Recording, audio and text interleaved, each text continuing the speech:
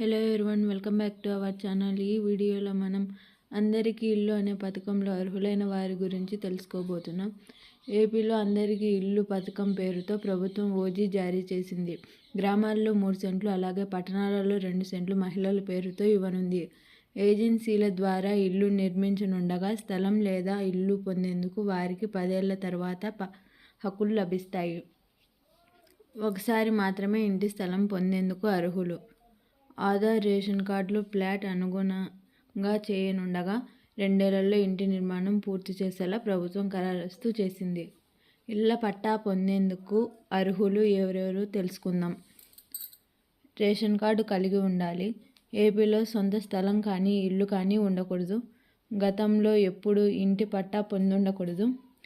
5 ఎకరాల్లో మెట్ట, అలాగే 2.5 ఎకరాల్లో మాగిని పొలాలు ఉండాలి.